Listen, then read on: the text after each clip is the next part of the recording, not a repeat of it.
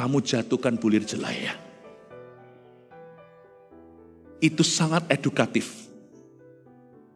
Anak orang kaya juga harus belajar begini sekalipun punya segalanya. Jangan kasihkan segalanya mudah. Kebutuhan kasih dia, keinginan dia harus belajar mengusahakan.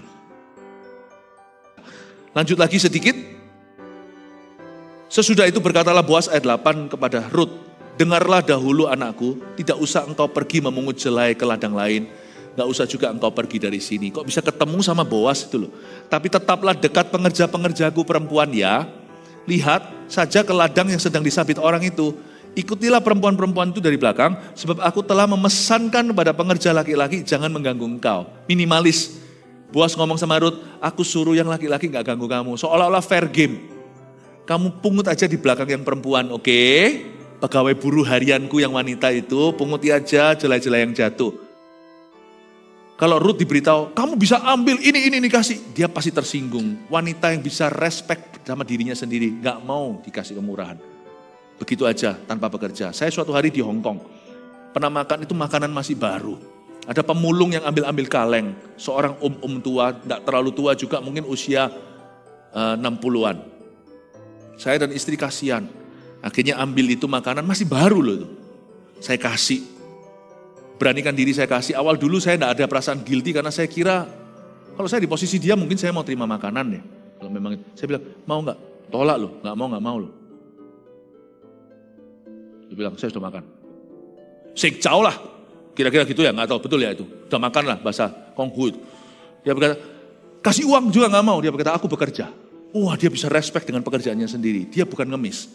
Dia ambil recycle itu. Wah, Rut kalau dikasih makanan cuma-cuma, dikasih bubur mudah, dia pasti berkata, kamu kira aku wanita murahan? Kan kita belum kenal. Tidak ya. Makanya itu Boas tidak memberi dia. Tapi Boas di belakang layar ciptakan kebetulan. Orang Kristen yang cuma kasih, Tuhan malah tidak berkenan. Orang Kristen berkata, Tuhan sertai aku akan mengusahakan ini. Sertai saya. Tuhan akan berkata pada malaikat, oke, dia akan ke situ. Kamu jatuhkan bulir jelaya. Itu sangat edukatif. Anak orang kaya juga harus belajar begini sekalipun punya segalanya. Jangan kasihkan segalanya mudah. Kebutuhan kasih dia, keinginan dia harus belajar mengusahakan.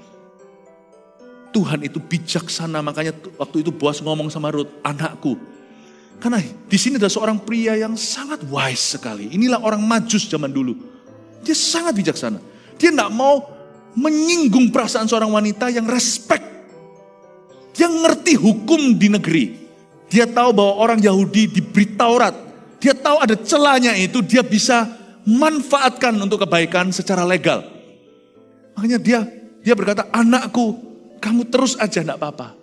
Si Boas tidak berkata, kamu tidak usah kerja ya, langsung aja ambil, kamu bawa pulang. Rut pasti berkata, tidak, kalau gitu bayar aku, gaji aku akan jadi pekerja harianmu, menjadi salah satu buruh perempuanmu.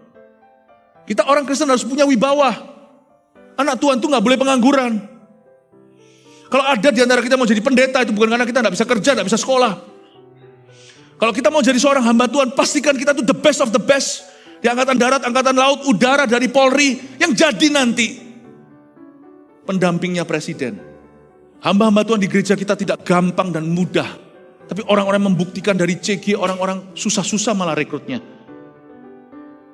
Pastor Lianggono yang jadi gembala pemimpin MSP. Saya itu harus ngendek datang ke ayahnya. Waktu zaman dulu itu karena terlalu banyak urusannya di Australia, di mana betul, di Kanada. Saya harus minta. Kalau saya cari orang gampang sudah antri. Orang-orang luar biasa, saya harus datang minta. Bahkan kayak minta anak orang lain gitu. Menyuntingnya kepada Tuhan. Nah mudah loh. Semua hamba Tuhan yang ada ini, makanya kita harus menghargai. Satu-satu ini. Jadi orang-orang Kristen itu harus punya wibawa. Kita tidak boleh gampangan. Kita harus berani susah.